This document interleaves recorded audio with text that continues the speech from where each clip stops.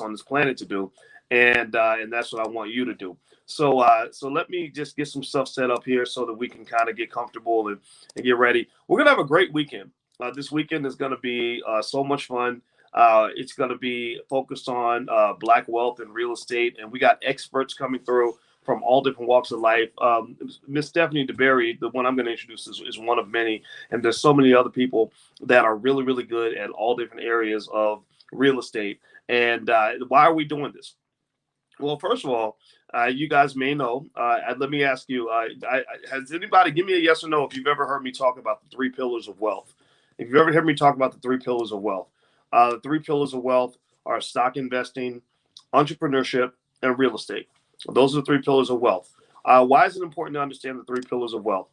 Well, it's very important to understand the three pillars of wealth because if you ever want to have the resources that rich people have, you've got to figure out how they got those resources. You got to figure out what the rules of the game are.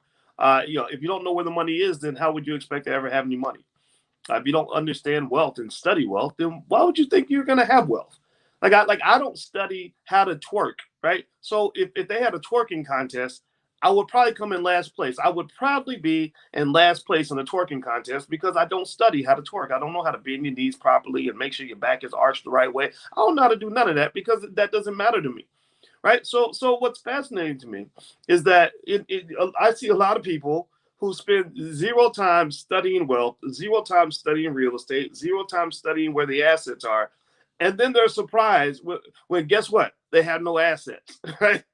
So I will just say to you that if you want to get good at anything, just know in your community, you've got experts all over the place that know how to do all kinds of stuff. These experts are readily available. We have a bunch of them here in the Black Business School joining us this weekend for Black Real Estate Weekend. But there are others out there as well. And so if you whatever you want to be good at, go study that thing. That's what I encourage you to do. Go study that thing. So everybody type the word study in the chat if you get what I'm saying. Study. You study what you want to be great at. You study what you want to dominate in. You study what it is you want to succeed in. Right. So let's jump right in. You guys know that I don't mess around, and I want to let everybody know a couple logistical things before we jump into stuff. Is one, if you can't get in, the overflow room is drboycetv.com. Two, if you're watching anywhere else other than inside the event or on drboycetv.com, just know that you can go to blackrealestateweekend.com. You can still go to blackrealestateweekend.com and register for this event. Also, on that page, you'll get a one-time chance to buy the recording of this event for a massive discount. I don't know if it's 70% off or it's something really huge. So, or maybe 60. It's big, right? So you can, if you want to get that for your family, you can do that. The Black Business School, why are we here? Well, we're here because we want to be here for the next 400, 500 years. I've studied the history of great universities like Harvard and Yale and Stanford and all that.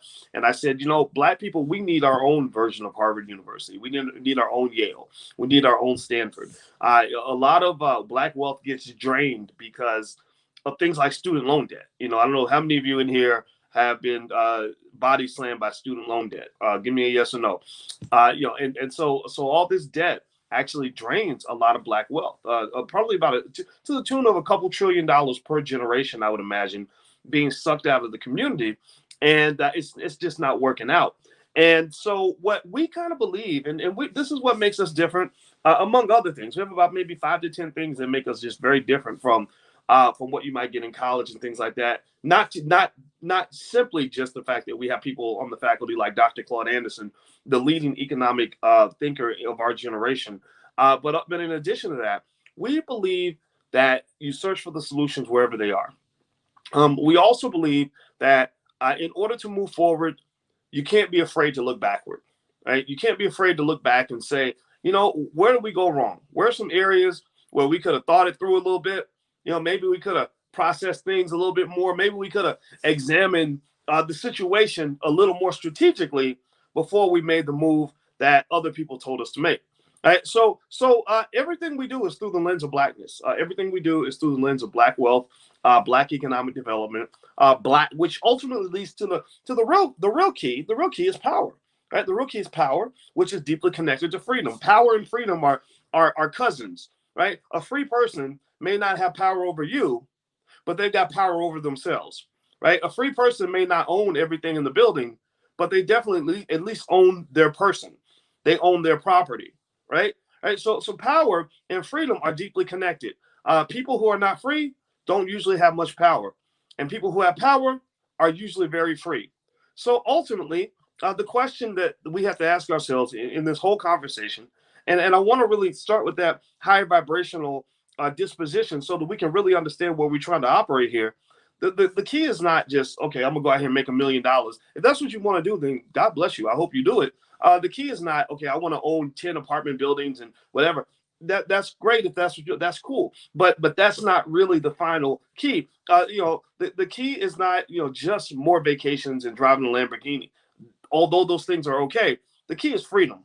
The key is power. The key is happiness. So yesterday I talked to a little cousin that I hadn't spoken to for years, and I saw him, and I hadn't talked. I actually maybe had one conversation with this kid in his whole life. Right, he was the son of a cousin of mine, and I literally had only had one conversation with him in my entire life. But when he Facebook messaged me, I said, "Oh, I know who you are. I know exactly who your daddy is because you look just like him." Right. So this cousin who looks just like his daddy, he called me on the phone, and we were talking just kind of man to man. And he's asking me these questions about success and what it means to be happy and successful in life and everything else. And I said, first of all, I have a lot of respect for you. For the first reason I have respect for you is you're 21 years old and you're asking me all the right questions about life, how to win in the game of life. I said that's really awesome. You have no idea. I said you have to be as old as I am to know how young you are and to realize how excited I am that you're 21 years old and you're trying to figure it out. You're asking questions, and I said because a lot of people, at that age, they just try to figure it out on their own. You're figuring things out that your parents could probably explain to you, or some older person could break down for you. But it's gonna take you 10 years to learn these hard lessons because you're doing it the slow way, you're doing it the hard way, right? That's how a lot of us end up learning, but that's not the most efficient way to learn. So I said, so I'm really proud of you for asking these questions at the age of 21. I said, number two, the other reason I'm very proud of you is because you're seeking the right thing. You're seeking. You're not just saying, how do I make more money or how do I become more powerful? You're seeking things like happiness and freedom. Remember, I told you, freedom, power, and happiness are all kind of connected. People who are free and powerful tend to be happier. Those who are powerful tend to be more free. Those who are free are happier because then you can pursue your happiness. I said, so what's wonderful is that you're figuring out what's going to make you happy. And I said, I can't answer that question for you. I don't know what's going to make you happy, and I'm not here to judge that. But I can tell you that as a black man in America, that the more power you have over your own life, then the more freedom you have in your life. And the more freedom you have, the more you are able to do what they talked about in the Constitution and all these documents white people wrote many years ago, which is the pursuit of happiness, right? They talk about that. What is it? Life, liberty, and the pursuit of happiness. That means figuring out where your bliss is located and going and pursuing that. Well, here's the thing. You can't pursue something if you don't know what it is, how to identify it, or where it's located, right? Like, how can I pursue something when I can't even identify it when it's right in my face? Some of y'all get that maybe in relationships where you throw away bad relationships because happiness is like, I'm here. Happiness in the building, y'all. And you ignore it because you're seeking something else. You look right through happiness because you don't even know what it looks like. You haven't achieved the knowledge of self to even know what is gonna make you happy, or maybe you just either can't identify it or you don't know where it's located. Like, you don't know what to. If someone gives you $1 million, you wouldn't know exactly how to use that $1 million to make yourself happy. Or maybe you don't have freedom, right? The freedom to actually pursue the happiness. So you say, gosh, I know what would make me happy. What would make me happy is a great relationship and a lot of money and a nice vacation and the better health or whatever. But you say, well, I can't do that because I got to go to work on Tuesday. Right. Or I would go pursue happiness, but I can't because I'm stuck in a bad relationship and I have all these other obligations to do all these things that mean nothing. I got my favorite white supremacist that I work for every day of the week, or whatever. I'm on the corporate plantation, whatever. Right. You can't pursue your happiness. Well, why? Well, because you don't have power. And it's the power over your own life. I'm not talking about having power over other people. I'm talking about just having power over your own life. which means that you don't have freedom, which means that you can't pursue happiness, even if you know what it looks like. So what is this whole weekend event about? This is not about just the X's and O's of real estate. Yeah, we can show you all of that. This is not just about making money. This is about you finding happiness and you finding your bliss, finding power, which leads to freedom, which leads to happiness. And let me tell you something about power, and it's particularly economic power. I know a couple things about that. I've been studying economic power for about 30 years now.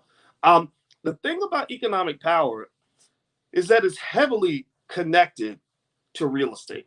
Uh, if you look at the history of most wealthy people in this country, most wealthy families have a real estate portfolio. If you look back at the major power moves in America's quest to become the economically dominant force of the earth, it's deeply connected to real estate. It's not just connected to real estate and land ownership as a functional task for the achievement of power. It's also connected to real estate and land ownership as a core cultural value. Now we talked about happiness. Now we're talking about values, right? And when I consider and I think about how culture and values play a huge role in your wealth accumulation process, I ask myself, I listen very carefully when people talk, and I say to myself, I say, okay, what are your values? They always say, well, you can tell me what your values are, but if you show me where you put your resources and where you put your money and where you put your time, I can tell you what your values are. When I talk to and mentor young people, I literally ask them, I say, so what do you do with your day? Like, what do you do when you get up in the morning? What do you do with your time? You have 24 hours in your day, just like the rest of us do. So what do you do? Where do you invest your 24 hours? And when I listen, I say, okay, now that's telling me what your values are, what matters to you, what's important to you, right? So land ownership and the ownership of property in the accumulation of power, which leads to freedom, which can lead you to find your happiness. A lot of this comes down to culture and values. I'll give you an example. I have a friend who really wanted as a core cultural value. Her mama raised her to believe that owning property was literally the most important thing she could ever do in her life. Her mother told her that anybody that wants to have freedom should not be a renter. They should be an owner. They should own assets, own property. So she said, I want to own my own house and I want to own an apartment building. So she wanted to own an apartment building so bad that she said, I really like getting my hair done every 2 weeks, but it's super expensive and I could probably do it myself at home. And so she said, because owning property is really important, that's an essential task that I must complete. That's an essential skill I must have. That's an essential thing I must do. I'm going to actually do my own hair for as long as it takes for me to save up enough money for me to get that first down payment so that I can become a property owner over time. So that's what she did. Now I'm not telling ladies what to do with your hair. I don't even have hair, right? So I'm not qualified. I just want to make this clear. I am not qualified to tell you what to do with your hair. Alicia would smack me upside my bald ass head if she knew that I was telling women what to do with their hair or whether they should go to the hair salon. So this is not what we're doing here. This is not a man telling women what to do with their hair, but I'm just telling you a story about a Black woman that I respect and admire tremendously. So she spent about a year and a half doing her own hair. She still looked good. Everything was fine. She learned a few new tricks in the process, and she saved all that hair money instead of going down to that Korean, hair shop, because y'all know what it is in the hair industry. Right? That's another action plan we need as a community is we must retake that multi-billion-dollar hair care industry, right? But that's another conversation for another day. She goes and so instead of giving her money away to go get her hair done, she puts this money in an account and she saves it. And some of it she invests in stock and the stock value goes up. And after about a year and a half, she had enough money to make her first down payment. And she bought her first property. And she bought it in New York City, which is one of the toughest places in America to get property, right? If she had been in Alabama or Mississippi, she could have done it pretty quickly. But she's in New York City, which is a really tough place to buy your first property. It's doable, but it's tough, right? So she gets her first property. She buys the home. The home value in the time since she bought that house is probably tripled. almost, or something like that, or maybe gone up maybe 130% or something like that. So that was wealth she made on autopilot, and this is passive income. This is how rich people get richer. It's a myth to believe that the hardest working people are the ones who make the most money. That's simply not true. The people that make the most money are the people who figured out how to make money without actually working, and those are the people who own assets. So you want to give your children a little tip on being wealthy. Teach them to own assets, starting with real estate. So the value of the house shoots way up. Then she's able to take some of that equity from that house, and she then goes and says, my next step is I want to get some multifamily property. I want to own the building. I want to be the landlord. So she goes and she takes a big chunk of the equity and then goes and buys a multifamily property unit. And next thing you know, she's the landlord. She's getting the passive income every month. These white people don't even know they got a black woman as their landlord, by the way. She said that she had a property management company because she didn't want to explain to them. She didn't feel like taking the time to explain to them that black women own property too. She just had the property management company take care of everything. So when they finally find out after they paid her 5 years of rent that she's the landlord, they're usually quite surprised, right? Not that they're racist, but they're very surprised because they're not used to black women making those power plays. But now she's doing extremely well. She's probably a multimillionaire, and it's all because of where her core values were. Because remember, going back to the very beginning, she could have spent all that time going to the hair and the nail shop and investing in hair and nails. Instead, she invested in her power and her freedom and her happiness, and now she's got wealth. And she's able to pursue her happiness because of the power and the freedom that has been accumulated due to her economic choices. Now, do you understand what I'm saying here? Do you get what I'm saying? And give me a yes in the chat if you follow what I'm saying. I'm trying to help you understand that when we talk about wealth and economics, this is not just about X's and O's of the 401k versus the IRA versus the 403b versus the long-term portfolio asset allocation accumulation. No, man, this is about your happiness. This is about you figuring out within yourself what matters and how you can actually get to the point where you can live a relevant, meaningful life, right? Where you don't have to spend more time with your boss than you spend with your own kids. Just in case you didn't know, that's not normal. That it's not supposed to be that way, right? But maybe you think it's supposed to be that way because that's what somebody told you. But I'm just here, Uncle Boyce, Dr. Boyce is here to tell you that it ain't supposed to be like that. Now, let me kind of break a couple things down to you real quick as we begin this process. First of all, Black people have to go backward in order to move forward.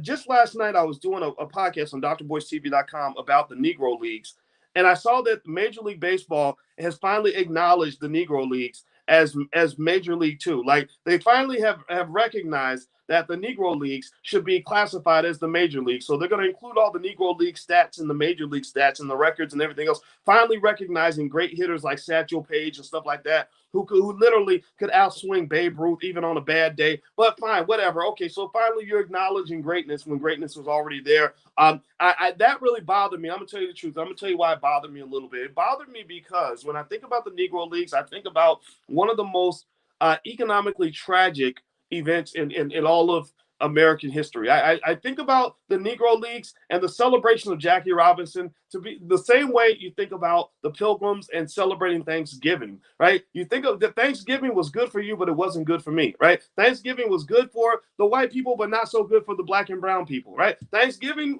I can understand why you would celebrate Thanksgiving, but I don't know why I would celebrate Thanksgiving. So this economic version of Thanksgiving that took place from the Negro Leagues were pretty much sucked up and sucked into the Major League Baseball. I see that as a scenario where I say, wait a minute, hold on, wait.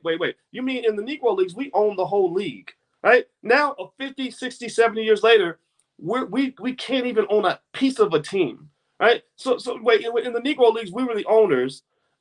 And now we're kind of the renters. We went from being the bosses to being the employees. I don't understand. We went from being the producers to being the consumers. That's not a power play. That's called hustling backward. So what I believe is that when you think about Black people, you go deeper and you think about land ownership, and you consider the fact that Black people owned 15 times more land 100 years ago than you own today. You own 15 times more land 100 years ago than you own today. I just got to say it one more time so we can understand this. Consume this information. Consume this. 15 times more land 100 years ago than you own today, you got to ask yourself, what are we doing wrong? What are we doing wrong? Why are we hustling backward? And somehow we've been led to believe that that's the same as going forward. Backward and forward are not the same thing. East is not the same as west. North is not the same as south. And black wealth, it is very easy from where I sit to see exactly why black wealth is declining. And so what I want you to just kind of realize is that a lot of your solutions are out there. You're digging, you're searching for gold and buried treasure, but there is gold buried in your backyard. Gentrification is just one of many examples where the gold was always buried in your backyard, but you walk right past the gold every day. And then we got upset because somebody else saw the gold and came in and bought it. A lot of these neighborhoods that are gentrified today, where they put the Whole Foods and the Starbucks and the dog park, and you know what's coming after that, right? The hippies are coming after that. A lot of these neighborhoods, that property could have been bought for pennies on the dollar. Pennies on the dollar. So the question you have to ask yourself is this: was there something about our core values when it came to wealth and asset accumulation that distracted us from what we really needed to have, and made us focus on the things that ended up being worthless? We passed up the chance to own assets in exchange for things like college degrees and student loans and all kinds of other stuff. I'm not saying these things are bad. I'm not dissing people that went to college. I went to college. A lot of us went to college. But what I'm saying is that we got to look backward in order to know how to properly move forward. And if you're not ready to do that work, then you're going to always be confused.